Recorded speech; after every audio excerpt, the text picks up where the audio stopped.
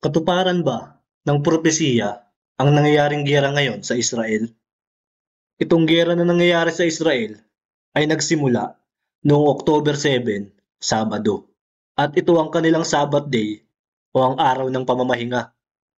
Kaya kung titignan nating maigi, tumutugma ito sa sinasabi sa Luke chapter 21 verse 20 to 24 na nagsasabing, "Pagka nakakita ninyong nakukubkob ng mga hukbo ang Jerusalem, kung magkagayoy, talastasin ninyo na ang kanyang pagkawasak ay malapit na, sapagkat iyon ang mga araw ng pagpaparusa bilang katuparan ng mga sinasabi sa kasulatan.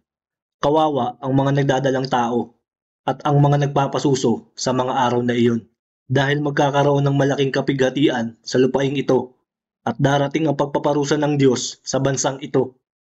Gayon din naman sa Matthew chapter 24 verse 19 to 22 na nagsasabing, "Sa mga araw na iyon, kawawa ang mga nagdadalang tao at ang mga nagpapasuso. Ipanalangin ninyo na ang inyong pagtakas ay huwag mapataon sa taglamig o sa araw ng pamamahinga, sapagkat sa mga araw na iyon, ang mga tao'y magdaranas ng matinding kapighatiang hindi pa nararanasan mula nang likhain ang sanlibutan hanggang sa ngayon, at hindi na mararanasan pa kahit kailan." Sa makatuwid, kung itong giyera sa Israel na nga ang tinutukoy sa mga bersikulong ito, ay kasunod na po nito ang Great Tribulation, at dadanasin po natin itong lahat dahil ang rapture ay sa second coming pa po mangyayari. Sa aking palagay, maaaring nabuksan na po ang second seal of Revelation, dahil ang sabi dito, binigyan ng kapangyarihan ang nakasakay sa pulang kabayo na kunin ang kapayapaan sa daigdig upang magpatayan ang mga tao. At kung titignan natin, kaliwat kanan na ang mga giyerang nangyayari sa mundo. Andyan ang giyera sa Israel, giyera ng Russia at Ukraine, at ang tensyon sa pagitan ng China at Pilipinas.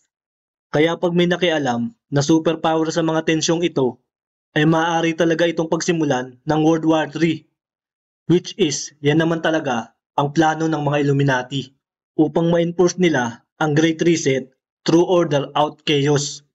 In fact, sa liham ni Mr. Pike kay Mr. Mazzini noong August 15, 1871, napag-usapan nila ang kanilang planong tatlong giyera, 43 years bago magsimula ang unang digmaan.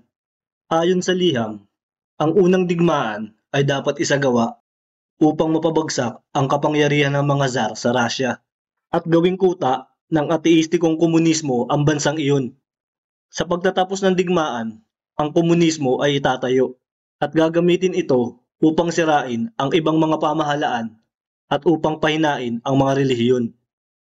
Ang ikalawang digmaan ay dapat isagawa upang ang Nazismo ay masira at upang maitatag ang soberanong estado ng Israel sa Palestine. Sa panahon ng ikalawang digmaang pandaigdig, ang international na komunismo ay dapat sapat na ang lakas upang balansihin ang Kristyanismo at bantayan ito hanggang sa panahon kakailanganin ito para sa panghuling kataklismo. Ang ikatlong digmaan ay dapat isagawa sa paraang ang Islam at Zionismo ay parehas na wawasakin ang isa't isa. Ang mga bansa ay mahati sa isyung ito at mapipilitang lumaban sa punto ng pagkahapong pisikal, moral, espiritual at ekonomikal. Sa panahong ito ay pakakawalan ang mga nihilista at mga ateista, at makikita ng lahat ng mga bansa ang epekto ng ganap na ateismo, kabangisan ng tao at madugong kaguluhan. Ang mga mamamayan sa bawat dako ay mauobligang ipagtanggol ang kanilang sarili laban sa mga revolusyonaryo at pupuksain nila ang mga taong yaon. At ang karamihan na nawalan na ng pananalig sa Kristyanismo at nawalan na ng direksyon dahil hindi nila alam kung saan ilalaan ang pagsamba, ay makakatanggap ng tunay na liwanag ng doktrina ni Lucifer, na sa wakas ay ilalabas na ng hayagan sa publiko at magdudulot ito ng parehong pagkawasak ng Kristyanismo at ateismo. At mukhang natutupad na nga itong nasusulat sa liham ni Mr. Pike. Dahil sa giyera sa Israel, ang mga Muslim at mga Israelita ay kapwa pinupuksa ang isa't isa. At kapag lumala pa ito, ay mapipilitan ng makialam ang iba pang mga bansa. But for now, ishare ko muna sa inyo ang magazine cover ng The Economist na nirelease noong 2012. Kung titignan nyo sa itaas ng illustration, may makikita kayong dalawang hand glider na demon-inspired. Sa kaliwa ay may nakasakay na may bandana ng H, at sa kanan naman ay may nakasakay na may helmet ng Israel. At kung titignan nating maigi, ang naka-helmet ay kamukha ng Israel Prime Minister na si Benjamin Netanyahu. Then, makikita rin natin na naglalaban ang dalawang nakasakay sa hand gliders. At sa pagitan nila ay mababasa natin ang word na wrath, which is isa sa 7 deadly sins. At ito ang main theme ng illustration, ang 7 deadly sins. Kaya nga ang title nito ay A Rough Guide to Hell. I'm sure marami pa kayong mapapansin sa illustration na ito. Pero sa H at sa Israel lang muna ako magpo-focus. Dahil kung matatandaan ninyo, ang mga miyembro ng H ay nakapasok sa Israel sa pamamagitan ng motorized hand glider at inatake nila ang mga taong umaten ng music festival. Tunay ngang si Satanas ang Diyos ng mundong ito at ang kanyang mga kampon ay laging may masasamang plano para kontrolin at pahirapan ang lahat ng tao at para sirain ang Kristyanismo. Kaya nga sa mga panahong ito ay mas lalo tayo dapat maging malapit sa Diyos. Dahil kung mahina ang iyong pananampalataya ay masasama ka sa mangyayaring falling away o ang huling pagtalikod ng mga tao sa Diyos. Ang falling away ay mababasa sa 2 Thessalonians chapter 2 verse 1 to 3.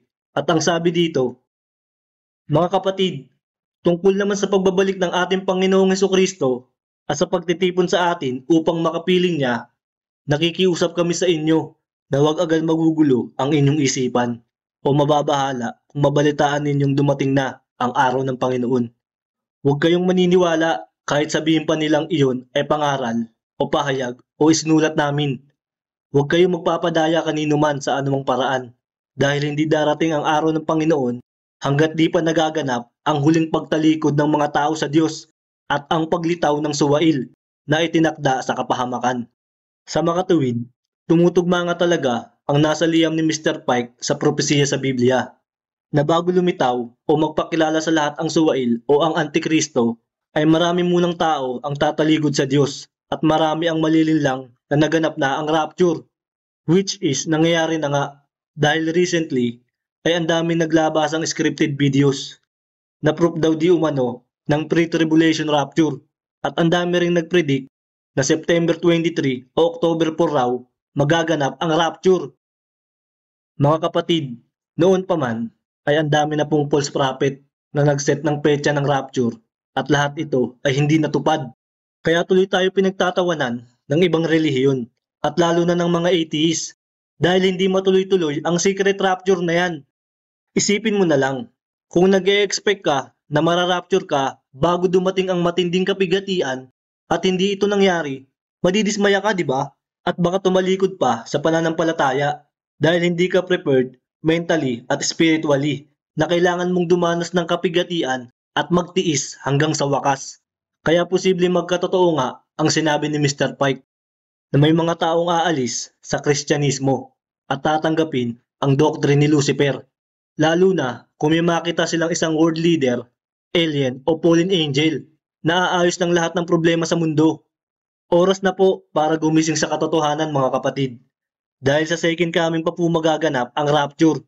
At ang purpose ng rapture ay upang iligtas tayo mula sa puot ng Diyos o ang pagkagunaw ng mundong ito. Meron na po akong mga hiwalay na video about these topics. Kaya please backread on my old post na lang po. Itong Great Tribulation ay ang huling pagdalisay ng Diyos sa kanyang mga banal. Dahil dito po makikita ng Diyos kung tunay ba ang iyong pananampalataya sa Kanya o kung hanggang salita ka lang. Kaya ngayon pa lang ay handaan nyo na ang inyong mga sarili, emotionally, mentally at spiritually. Dahil kapag nabuksan na po ang fifth seal, ay marami po sa ating mga Kristiyano ang mamamatay mula sa pag-uusig ng Antikristo. At kung hindi mo patanggap na posible kang mamatay dahil sa iyong pananampalataya sa Diyos at sa Panginoong Hesus, ay baka mapilitan kang magpatatak ng 666 para lang mabuhay. Anyway, ang may papayo ko lamang sa inyo ay mag-focus na lamang kayo sa pagpapalalim ng inyong relasyon sa Diyos, sa pagtulong sa inyong kapwa at sa pag-iwas sa paggawa ng kasalanan. Huwag na kayong mag-focus sa mga kasamaang nangyayari sa paligid upang hindi ito magdulot sa inyo ng takot at stress. Mag-focus na lamang kayo sa goodness of God sa inyong mga buhay at papurihan niyo siya araw-araw sa pamamagitan ng pag-awit ng Christian songs o di kaya ay sa pagtugtog ng musical instruments. Dahil kung mamamatay rin lang naman tayo, ay mas mainam ng mamatay na nagpupuri sa Diyos. God will win our fight mga kapatid. Kaya wag na po tayong matakot o mabalisa sa anumang bagay. Dahil napagtagumpayan na ng ating Panginoong Hesus ang sanlibutan. Anyway, dahil sa nangyayaring giyera sa Israel, for sure ay maglalabasan na naman ang mga ateista at magpaparatang na kung totoong may Diyos, bakit niya hinahayaang mapahamak ang kanyang sariling bayan? Ang sagot dito ay simple lang. Ang Diyos ay isang makatwirang hukom at lahat ng ating mga kasalanan ay may kabayaran. So, kahit pa sariling bayan niya ang Israel, ay hindi sila exempted sa judgment ng Diyos. Actually, hindi na nga sila natuto. Dahil sa Old Testament days pa lang, ay lagi na silang napaparusahan ng Diyos dahil sa kanilang mga kasalanan. At ang pinakamalaki nilang kasalanan ay ang pagkakaila sa ating Panginoong Hesus bilang Misaya. Tignan niyo na lang kung paano bastusin ng mga Hudyong ito ang krus. Dinuroan nila ang mga Kristiyanong may dala nito. Kaya hindi po inosente ang bayan ng Israel, gaya ng inaakala nyo. Dahil ang Israel po ay ang synagogue of Satan at ang Mystery Babylon o harlot na tinutukoy sa Book of Revelation.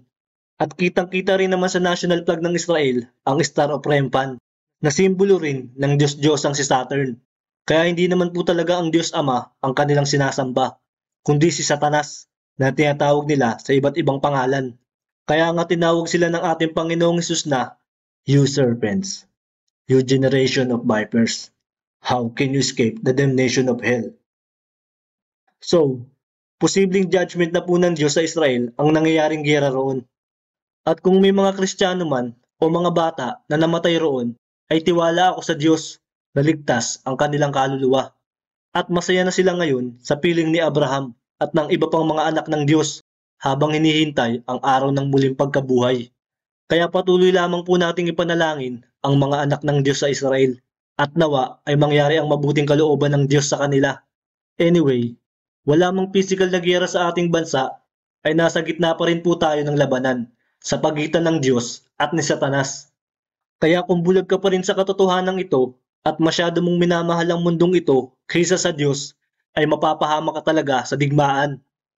May takdang araw po ang Diyos para puksain ang lahat ng masasama sa mundo. Kaya kailangan po nating magtiis at maghintay.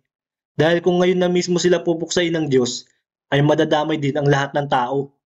So, imbis na marami pa sanang kaluluwa ang maliligtas, ay namatay sila kaagad nang hindi pa naririnig ang ebanghelyo ni Kristo. At kung nakarinig man, ay hindi pa nila natatalikuran ang kanilang mga kasalanan. Sobrang lawak po kasi ng pag-ibig at habag ng Diyos sa mga tao. Kaya nga binibigyan pa niya tayo ng sapat na panahon para magsisi at manampalataya sa ating Panginoong Hesus. Dahil kapag lumitaw na ang Antikristo, ay marami sa atin ang mamamatay. Kaya sa aking pangunawa, ang restrainer na tinutukoy sa 2 Thessalonians chapter 2, verse 6 to 8, na pumipigil sa paglabas ng Antikristo ay hindi ang Holy Spirit, kundi si Michael, the Archangel. Ang hint ay mababasa natin sa Daniel chapter 10. Dito ay nagpakita si Gabriel kay Daniel upang magbigay ng mensahe. Ngunit inabot siya ng 21 days bago makarating kay Daniel dahil pinigilan siya ng Prince of Persia. At sa wakas ay nakalusot sa tulong ni Michael. In short, nirestrain ni Michael ang Prince of Persia para makatakas si Gabriel at makapunta kay Daniel. Then, sa verse 20 to 21, ang sabi ni Gabriel, "I must return to fight with the Prince of Persia, and when I have gone forth, the Prince of Greece will come. But I will show you that which is noted in the scripture of truth, and there is none that holds with me in these things, but Michael, your prince." Sa Strong's Concordance, ang ibig sabihin ng holds sa verse na ito ay to bind, restrain, or conquer. Meaning, Si Gabriel at Michael ay parehas na mga restrainer, pero si Michael ang naka-assign sa bahay ng Israel. At mababasa natin ito sa Daniel chapter 12 verse 1. At that time, Michael shall stand up, the great prince who stands for the children of your people. Dito, ang kausap ni Gabriel ay si Daniel. Kaya ang your people na tinutukoy niya ay ang mga Israelita na kalahi ni Daniel.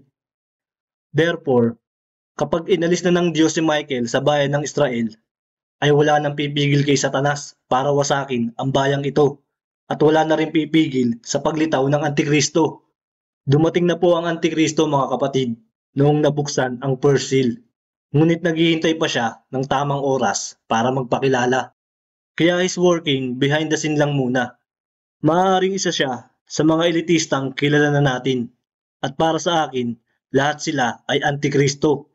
Ngunit kung sino sa kanila ang magiging pinakapinuno, ay hintayin na lamang po nating ma-reveal. Kung magkakaroon nga talaga ng ikatlong digmaan, ang iniisip ko na lang, siguro ay opportunity na to para hanapin ng mga tao ang Diyos at magbalik loob sa Kanya para sa kanilang kaligtasan. Kasi ako, personally, kung hindi pa po nagkaroon ng pandemic noong 2020, ay hindi pa ako magigising sa katotohanan at hindi pa ako matatauhan na anytime ay pwede akong mamatay. At iyon ang nag-motivate sa akin to seek God and study the Bible daily. Kaya magtiwala lamang po tayo sa Diyos mga kapatid, dahil kada tao ay iba't iba ang kanyang paraan kung paano niya sila gigisingin at ililigtas. Patuloy niyo lamang pong ipagdasal ang inyong pamilya at mga kaibigan na bulag pa rin sa katotohanan. Dahil habang nabubuhay pa sila, ay may pag-asa pa rin silang makakilala sa Diyos at maligtas. Mabuti po ang ating Diyos at binibigyan niya ng pagkakataon ang lahat, sapagkat hindi niya nais na ang sinuman ay mapahamak, kundi ang lahat ay makapagsisi at tumalikod sa kasalanan. Maraming salamat sa panonood at God bless you.